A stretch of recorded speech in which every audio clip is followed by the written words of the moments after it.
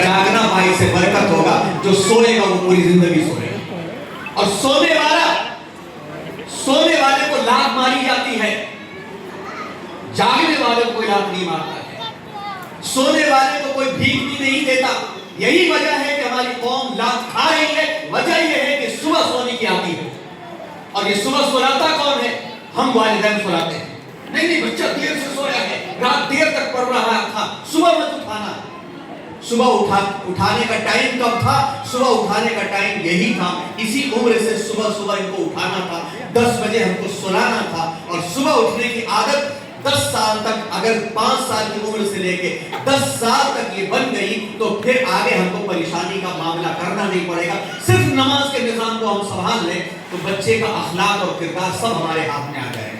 अगर ये उन्वान आप समझ गए हैं और समझ गई है तो हम और आगे बढ़ते हैं कि हमसे जो गलती हुई है, वो गलती जो हुई है वो ये है कि अश-शैतानु यईदुकुमुल फ़क़्र व यअमुरुकुम बिल फ़हशा। शैतान हमारे दिलो दिमाग में चीजों को डालता है और अमल हम करते हैं कि नहीं ऐसे नहीं तो कैसे, अभी इतना छोटा बच्चा है, अभी से नमाज पढ़ाने की आदत डाल दो। अरे भाई वो सिर्फ नमाज नहीं है, वो जिंदगी को लीड करने की ट्रेनिंग है, तरबियत है। ये याद रखिएगा, अगर इन बच्चों को सुबह जगाने और नमाज पढ़ने, अखलाक और किरदार की आदत हमने सुबह नहीं डाला तो ये बच्चे पलट करके फिर जो होंगे, आगे की स्लाइडों में आपके सामने बात आ रही है, ये भी हम छोड़ देते हैं, ये चेक लिस्ट है, इसको भी छोड़ देते हैं। आगे जो बात हम आपको बताना चाहते हैं वो वाज़ेह कर दें। बस ये वाली स्लाइड याद रखिएगा, ये स्लाइड याद रखिएगा कि नमाज हरगिज़ न छोड़ें, इसलिए कि लाखों लोग कब्र में तरस रहे हैं, रब्बिरजिउनी लअल्ली अअमलु सालिहां, रब्बिरजिउनी लअल्ली अअमलु सालिहां फीमा तरक्तु। अल्लाह फिर से दुनिया में लौटा दीजिए, मैं अपनी नमाजें पूरी करके आ जाऊं। अल्लाह दुनिया में लौटा दीजिए, मैं अपनी ज़बान दुरुस्त करके आ जाऊं। लेकिन लाखों लोग तरस रहे हैं कि एक सजदे की इजाजत मिल जाए, कब्र में सजदे की इजाजत नहीं मिला करती। आज इसकी कदर करें, आज इसकी कदर करें। और नस्ल नौ के मिजाज को जानने के लिए बस ये बात याद रखें। एक मिसाल ये देखिए, आज आपने अपने घर में इन बच्चों के लिए एक इंतजाम किया है। हौला के तहत बच्चे यहाँ पर सुन्नत पे पाबंद दिख रहे हैं, बच्चे यहाँ पर दुआएं सीख रहे हैं। क्या ये सुन्नत की पाबंदी घर में दस्तरखान पे है? क्या ये बच्चे जब दावत के लिए जाते हैं किसी के यहाँ दावत खा करके, क्या वो प्लेट चाट करके साफ करके आते हैं या आधा खाना वो भी छोड़ करके आते हैं? तरबियत माशरे में होती है। आप शादी ब्याह के मजलिसों में देखिए, हम लोग तो जाते ही हैं, देखते हैं, कुछ मामला यहाँ पर भी होता होगा, होता है या नहीं होता हमको नहीं मालूम, लेकिन होता जरूर होगा कि जब शादी के मजलिसों में जाते हैं, बच्चे हों या बड़े हों, सब दिखते हैं कि खाने की प्लेट में इतना खाना ले लिया, 100 लोगों के खाने में कम से कम 25 लोगों का खाना कचरे में फेंक दिया जाता है। और उसी महल्ले में कोई तरस रहा होता है कि पैसे नहीं होते हैं इलाज करने के लिए, किसी के पास पैसे नहीं होते हैं बच्चे को पढ़ाने के लिए, और हम 7 कोर्स 8 कोर्स खाने को अपनी प्लेट में भर करके आधा खाते हैं, आधे से ज्यादा फेंक देते हैं। इन बच्चों की तरबियत कीजिए कि वो बच्चे उस किस्म की हरकत न कर पाए। ये तरबियत फिलहाल तो हम यहाँ पे कर रहे हैं, घर में हमने बेहतरीन गार्डन सजा दिया है। दूसरा है जंगल, सोसाइटी में एक जंगल की तरह से अब हमें ये देखना है कि हमारे बच्चे जिनको हमने सोसाइटी को फेस करने के लिए तैयार करने का आगाज किया है, क्या ये सोसाइटी में जाकर के उसी किरदार के रह पाएंगे? सोसाइटी में जाकर के क्या दिख रहा है? जब को एजुकेशन में जा रहे हैं, कॉलेज में जा रहे हैं, तो जिस तरह से अकबर इलाहाबादी ने अपने जमाने में कहा था कि यूं कत्ल से बच्चों के बदनाम न होता, यूं कत्ल से बच्चों के बदनाम न होता, अफसोस कि फिरौन को कॉलेज की न सूझी। आज कॉलेज का माहौल क्या है? कॉलेज के माहौल के अंदर ड्रग्स है, एडिक्शन है, मिजाज की खराबी है, आजादी है, ये तमाम की तमाम चीजें कॉलेज के माहौल के अंदर जो दिख रही हैं। कॉलेज का माहौल खराब नहीं है, हमने अपने बच्चों को बचपन में जो आजाद छोड़ा है, इन आजाद बच्चों ने जाकर के कॉलेज का माहौल खराब कर दिया है। जिसको मशहूर शेक्सपियर अपने ड्रामे में लिखता है कि nothing under the sun is good और wrong but thinking makes it so. ज़ेरे आसमान कोई चीज बुरी और भली नहीं हुआ करती। इंसान की सोच, इंसान का मिजाज उसको अच्छा या बुरा बनाता है। ये बुराइयां कॉलेज में जाकर के हो रही हैं, इस जंगल के अंदर जो मामला हो रहा है, इसको संभालने के लिए एक शख्स इसको नहीं संभाल सकता। अगर ये कह दिया जाए कि स्कूल को हम फीस देते हैं, स्कूल सिखा दें, स्कूल थ्योरी सिखा सकता है, प्रैक्टिकल हमारा काम है। दस्तरखान पे कैसे बैठना है हमारा काम है, घर में बच्चों से काम लेना है वो हमारा काम है, बड़ों का अदब हमारा काम है, बच्चे अखलाक और किरदार के साथ कैसे अल्फाज इस्तेमाल कर रहे हैं हमारा काम है, हम रात में कब इनको सुला रहे हैं वो हमारा काम है, सुबह कब उठा रहे हैं हमारा काम है। याद रखिएगा कि जो ज्वाइंट फैमिलियों में रहने वाले लोग हैं वो बच्चों से अगर जासूसी करवाएं कि चच्ची क्या कह रही थी, बड़ी अम्मी क्या कह रही थी, दादी फोन के ऊपर क्या कह रही थी, फूफी क्या कह रही थी, बच्चे से जब जासूसी गीबत वाली झूठ वाली कराएंगी तो यकीन रखिएगा कि बड़े होकर के फिर ये उम्मीद मत रखिएगा कि ये बच्चा सच्चा और अच्छा इंसान बनेगा, क्योंकि फीडिंग जो हो रही है वो गीबत सिखाने की हो रही है। माँ का गोद मदरसा है तो मदरसे का मतलब क्या है कि माँ की गोद में अखलाक और किरदार वाले बनने चाहिए। वो वाकया मशहूर है कि जब एक मशहूर चोर को सजाए मौत का ऐलान किया गया तो उससे पूछा गया कि तुम्हारी आखिरी ख्वाहिश क्या है। उसने कहा मैं अपनी माँ के चेहरे पर एक झापड़ मारना चाहता हूँ, मेरी आखिरी ख्वाहिश ये है कि मैं माँ को मारना चाहता हूँ। और लोगों को हैरत हुई कि माँ से तो दुआएं लेते हैं, आखिर में दुआ तो लेकर के मर। उसने कहा नहीं, जिस दिन मैंने पड़ोस के घर में घुस के अंडा चुराया था, अगर मेरी माँ एक झापड़ उस दिन मार दी होती आज मैं यहाँ न पहुँचता। यही हाल है, इसका ख्याल बहुत कम रखा जाता है। ये बच्चे दे आर लिटिल प्रोफेसर्स, ये छोटे प्रोफेसर हैं, फ्रेश माइंड वाले हैं। जितना तेज इनका दिमाग कैच करता है हम सबका दिमाग उतना तेज कैच नहीं कर सकता। गोद में बिठा करके हाँ अम्मा हाँ, नहीं नहीं मेरी सास ऐसे बोली तो मेरी ननद ऐसे बोली, वो ऐसी गीबत, वहां की ये चुगली, वहां की ये चीजें, ये बच्चे को सिखा दिया आपने, फिर दिल बंद हो जाएगा उनका, उनको भी जासूसी करने में फायदा होगा। अगर आपको यकीन ना आए तो सूरतुल हुजरात पढ़ लीजिएगा, जिसमें गीबत करना मना फरमा दिया गया, किसी की चुगली करना मना कर दिया गया, किसी का मजाक उड़ाना मना कर दिया गया। और फिर आपका जो मिजाज होगा, हमारा जो मिजाज होगा, इन्हीं बच्चों का होगा, क्योंकि नॉर्मल शॉर्ट्स और रील्स प्रैंक वाली होती है, फहाशी वाली होती है, बेलिबासी वाली होती है, और हम भी देखते हैं अपने बच्चों को भी दिखाते हैं। ये तरबिया है जिसका ख्याल हमको करना है। ये किताबी तालीम तो 5 घंटे की तालीम होती है, 18 घंटे की तालीम हमारे पास होती है। और बच्चे को जब इसी मिजाज के साथ बिठा करके चीजों को समझाने की हम कोशिश करेंगे। कल भी एक इशारा दे रहे थे, महरम हो गए, महरम वाली बात अब आज तस्करा करने की जरूरत थी उसकी, बस इतनी बात में याद रखिएगा, ये दोनों का मिला जुला काम है। यहाँ पर जिंदगी गुजारने का तरीका बताया जा सकता है, आपके पास जिंदगी गुजारने का सलीका बताया जा सकता है। 3 बातों पर मैंने अब तक फोकस किया, इसके बाद आखिरी बात करके हम इंतहा पर पहुंचना चाहेंगे। पहली बात ये कर दी गई कि अगर बच्चों को नमाज का आदी नहीं बनाया गया, जब हम अल्लाह का फरमाबरदार नहीं बनाएंगे तो उम्मीद छोड़ दें कि हमारे फरमाबरदार रहेंगे। अब तक नस्लें संभाल ले गई, लेकिन ये नस्ल नहीं संभाल पाएगी। इसलिए इनके लिए फर्ज समझते हुए सुबह उठने का निजाम हमको अपनी जिंदगी में इस तरह से लाना है कि इनको छोटा ना समझे, इनको जल्दी सुलाएं और जल्दी उठने की आदत डलवा दें। 5 घंटा 6 घंटे 7 घंटे की नींद इनको मिल जाएगी, जल्दी सुलाने की और जल्दी उठाने की आदत पैदा कर दें। वालिद की भी जिम्मेदारी है कि वालिद अपने आप को इनको कमाने की मशीन न समझ लें अपने आप, कि इनके लिए हम कमा कमा के दे रहे हैं, कमा के दे रहे हैं, वो तो पलट के वापस कर सकते हैं। दीन दीजिए, और दीन देने के लिए भी आपको अलग से टाइम इनको देने की जरूरत नहीं है। 5 वक्त की नमाज का एहतमाम खुद कीजिए और खुद करवाइए, और कुछ बैठ करके बताइए बेटा ये जो वजू कर रहे हैं ना, इससे क्या फायदा होता है। देखो बेटा तुमने वजू कर लिया, अपनी निगाहों की हिफाजत करना, अब मोबाइल पे नाच गाने पर नजर नहीं पड़ना चाहिए। बेटा तुम वजू करके पाक हो गए हो, ज़बान की हिफाजत करना, ये मस्जिद ले जाते तरबियत हो जाती है।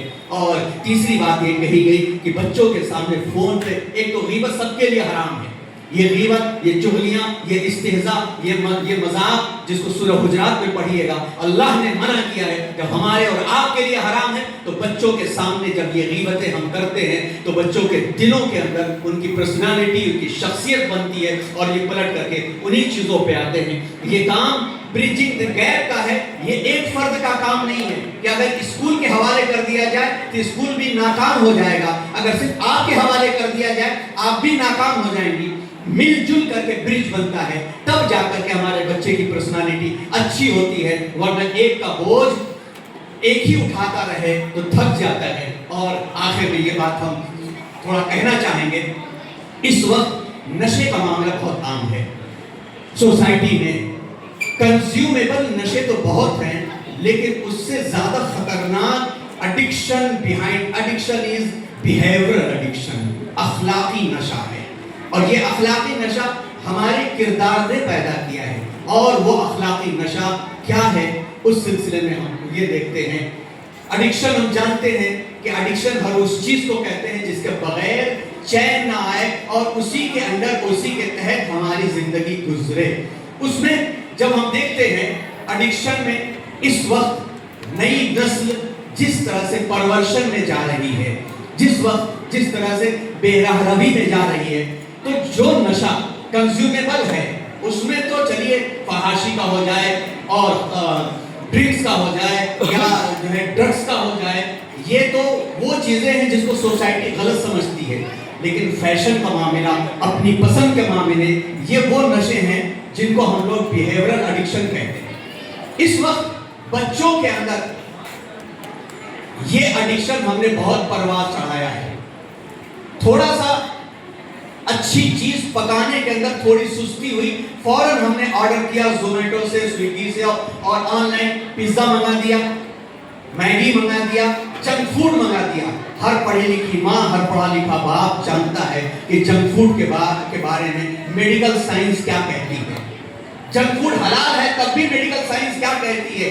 آج 8 سال اور 9 سال کے بچوں کے پیٹ میں درد ہو رہا ہے. کڈنی کی پرابلم 12 سال 13 سال میں ہو رہی ہے. السر کی پرابلم 22 سال 23 سال کی ہو رہی ہے. اپینڈکس کے آپریشن 17 سال اور 18 سال کے بچوں کے ہو رہے ہیں. اکثر ہاضمے خراب رہتے ہیں.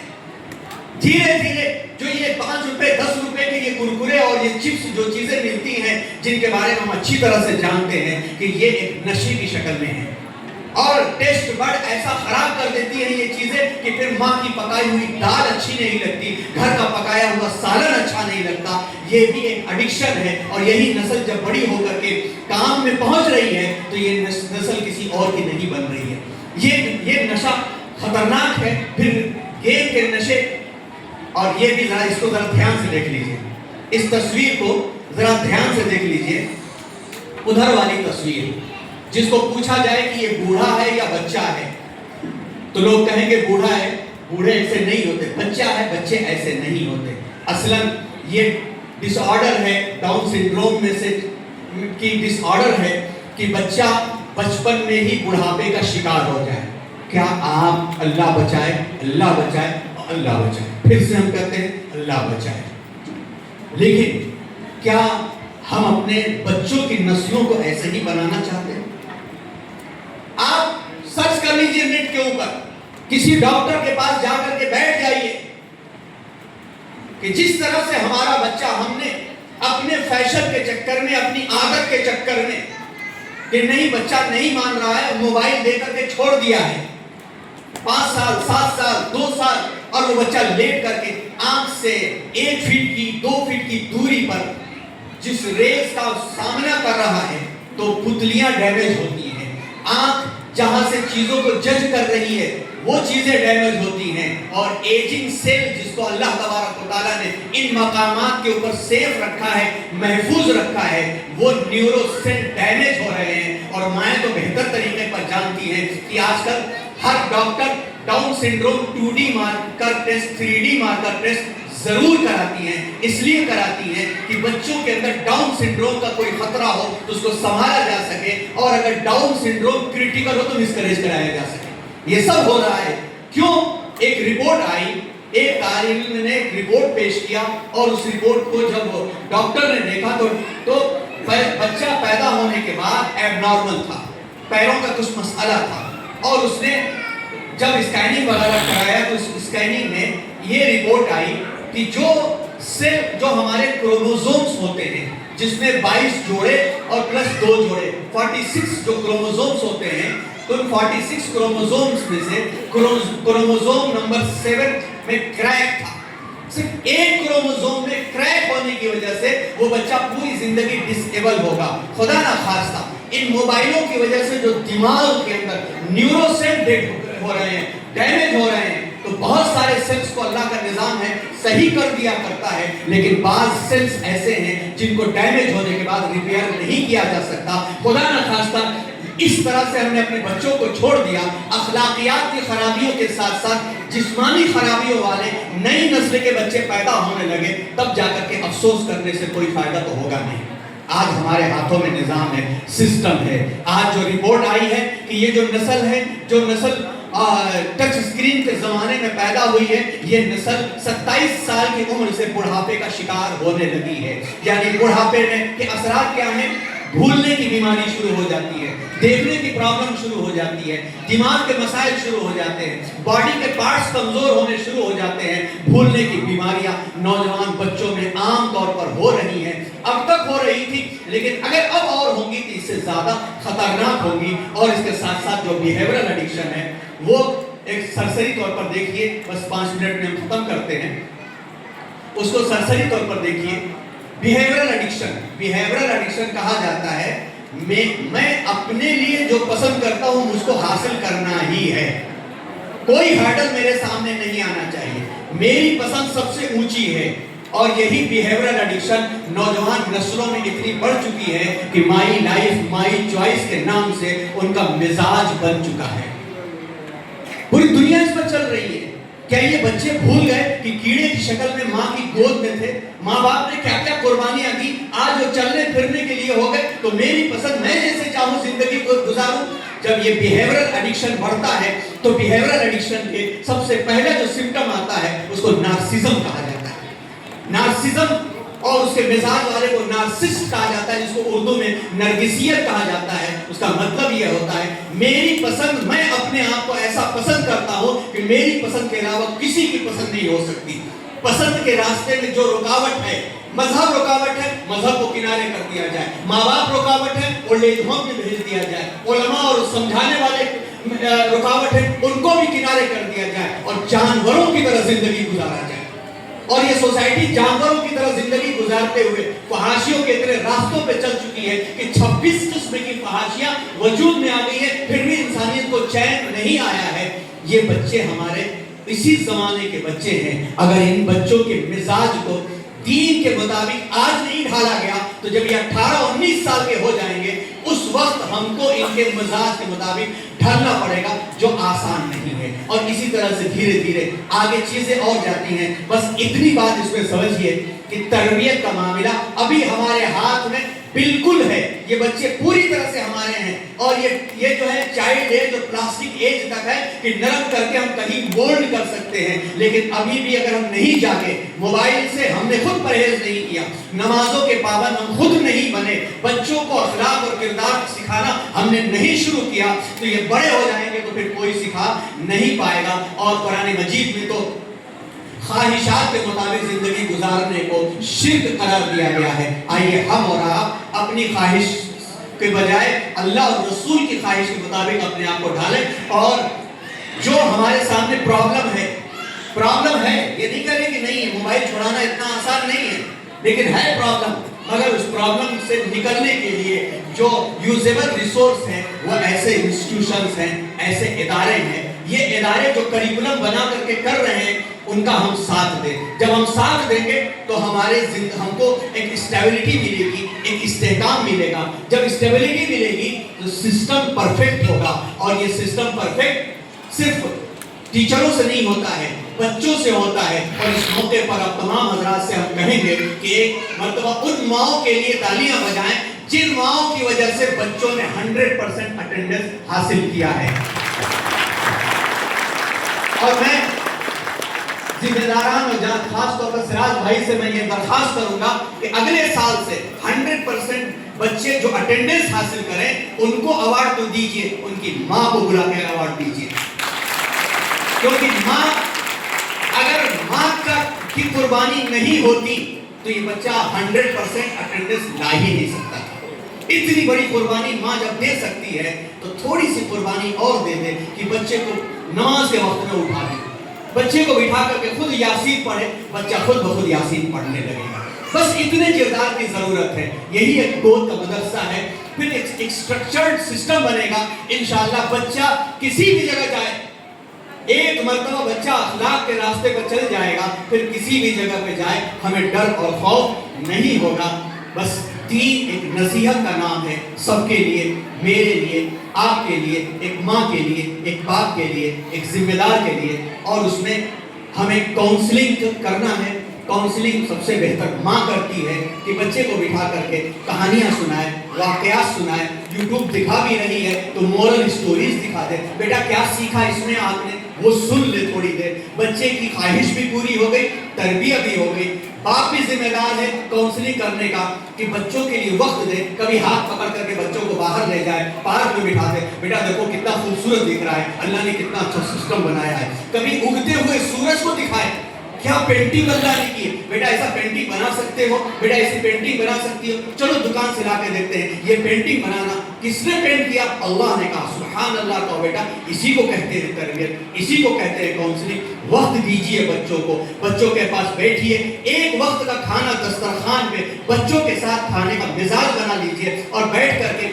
ایک دن اللہ کے رسول صلی اللہ علیہ وسلم کے سنت کے مطابق گھر چلائیے کہ چلو بیٹا پورا ہفتہ تو ہم لوگ ایسے ہی چلے، آج ہم اپنا گھر سنت کے مطابق دیکھیں گے۔ باپ بھی ماں کے ساتھ کچن میں کام کرے، بچے کو کہے بیٹا ہمارے رسول نے بھی اپنی بیوی کے ساتھ آٹا سانا ہے اور گھر میں جھاڑو دیا ہے، میں رسول کی سنت پر عمل کر رہا ہوں۔ اور اگر کوئی ماں یہ سوچتی ہے کہ اس کی بہو کا، اس کا بیٹا اپنی بہو کے ساتھ کچن میں ہے، جورو کا غلام ہو گیا، تو ہم یہ کہتے ہیں وہ اپنی جورو کا غلام نہیں ہوگا تو کسی بازارو عورت کا غلام ہوگا۔ اس کو کچن میں کام کرنا چاہیے، اس کو کھڑے ہونا چاہیے اپنی بیوی کے ساتھ۔ ہم سب کی یہ کمی ہوتی ہے جس میں میں بھی شامل ہوں۔ ایک دن ایسا ہوا، کہنے میں شرم آتی ہے لیکن کہنے میں کوئی حرج نہیں ہے، ایک دن ایسا ہوا، میرا ایک کمرہ ہے جہاں پر میرا پورا سیٹ اپ ہے، آن لائن میرا سیشن ہوتا ہے، بڑا سا بورڈ لگا ہوا ہے، اس بورڈ پر ایک سینٹنس لکھا ہوا تھا، ابو آئی نیڈ یور ٹائم۔ میری بچی 7th اسٹینڈرڈ میں ہے، اس نے ایک سینٹنس لکھا، ابو مجھے آپ کا وقت چاہیے۔ احساس ہوا 15 دن ہو گئے ہیں اپنے بچوں کے ساتھ مجھے بیٹھے ہوئے، کیونکہ یہاں پروگرام تو وہاں پروگرام تو وہاں پروگرام، ہم علماء سب سے زیادہ خطرے میں ہیں، دوسروں کو خود سنبھالتے ہیں، اپنے بچوں سے ہم غافل ہو جاتے ہیں۔ اسی دن طے کر لیا الحمدللہ کہ مغرب سے عشاء تک کے سارے پروگرام کینسل، ساری کلاسیں کینسل، اور بچی کے ساتھ جب بیٹھنے لگے تو بیوی کے حالات بھی پتہ چلے، بیوی کے حالات بھی پتہ چلے، تب اندازہ ہوا کہ چلو بھائی ٹھیک ہے، گھومنا پھرنا اور فضول خرچی کرنا اسلام میں منع ہے، لیکن کیا جائز حدود میں بیوی کو لے کے گھومنا منع ہے؟ ان کا حق تو ہے نا کہ ان کو لے کر کے جائے۔ اندازہ ہوا کہ 1.5 سال ہو گیا ہے، کہیں ہم لے کر کے نہیں گئے۔ ہمارا گھرانہ یہ سمجھتا ہے کہ یہ میسور میں رہ رہے ہیں، اونٹی کے پاس ہے، فلاں جگہ ہے، فلاں جگہ ہے۔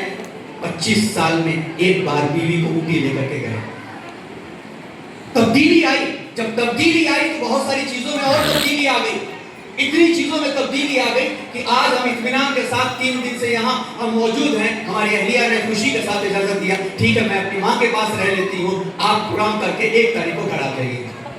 میرے بھائیوں یاد رکھیے گا، ہم نے تربیت کے معاملے میں سب سے زیادہ جو ذمہ دار ہیں وہ ہم ہیں، کہ ہم نے اپنی بیویوں کو ٹائم نہیں دیا ہے خوشی کے ساتھ، ہم نے اپنے بچوں کو ٹائم نہیں دیا ہے۔ میں اپنا تجربہ کہہ رہا ہوں، اللہ کرے آپ کے ساتھ نہ ہو، نہیں ہوگا، پھر بھی ایک انسان اپنے تجربے کو بولتا ہے۔ یاد رکھیے گا کاؤنسلنگ میں ہمارا بہت بڑا کردار ہے۔ ہماری چھوٹی بچی جو 4 سال کی ہے، موبائل کی ضد کرتی ہے، جب موبائل کی ضد کا ہائپر ٹائم ہوتا ہے تو اس وقت ہم اس کو گاڑی پر بٹھاتے ہیں، پارک میں لے جا کر بیٹھتے ہیں، حالانکہ مشکل ہوتا ہے ہم جیسے لوگوں کا پارک میں جانا، لوگوں کے لباس وغیرہ کی وجہ سے، کوئی بات نہیں ہے، بچی کو بٹھا دیا، اپنی آنکھیں نیچی کی، اپنے موبائل پر کچھ اپنا کام کر رہے ہیں، ڈائری لے لیا، بچی کھیل رہی ہے، آدھا گھنٹہ کھیلنے کے بعد تھک گئی، شام کو آگے عشاء کے بعد سو گئی، موبائل کا ٹائم کم ہو گیا۔ ہم نے جب وقت دینا شروع کر دیا، تو اگر ہم وقت دینا شروع کریں گے تو ہماری طرف سے یہ کاؤنسلنگ کا کام بہت آسان ہو جائے گا اور ڈیٹیلیں چھوڑتے ہیں. بس ہم سب کو دعا کرنا چاہیے. ربنا هب لنا من ازواجنا و ذریاتنا قرۃ اعین واجعلنا للمتقین اماما. دعا کی بھی بہت ضرورت ہے. ہم بھی اپنی نماز میں دعا کریں, ہر نماز میں دعا کریں, بلکہ ممکن ہو تو ہر دن 2 رکعت نماز اپنے بچوں کے لیے پڑھیں. اے اللہ ان بچوں کو اپنا فرما بردار اور میرا فرما بردار بنا دے. یہ ساری ٹپس تھی کہ ہم سب کو اس سلسلے میں یاد رکھنا چاہیے کہ اللہ تبارک و تعالیٰ نے جو انعام دیا ہے اس انعام کی ہم قدر کریں. تو جو 5 باتیں آپ کے سامنے پیش کی گئی, پہلی چیز یہ تھی ہم اللہ کے بن جائیں, یہ بچے ہمارے بن جائیں گے.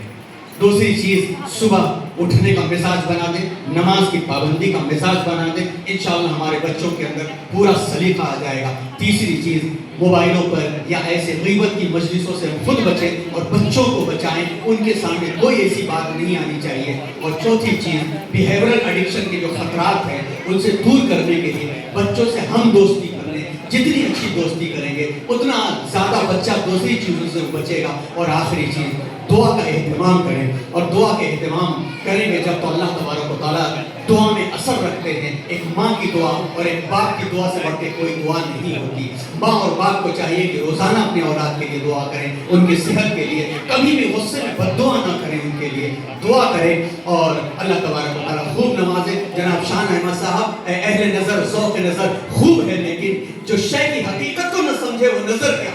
مقصود ہنر سوز حیات ابدی ہے. یہ ایک نفس 2 نفس مثل شرر کیا بے معجزہ دنیا میں ابھرتی نہیں قومیں. جو ضرب کلیمی نہیں رکھتا وہ نظر کیا.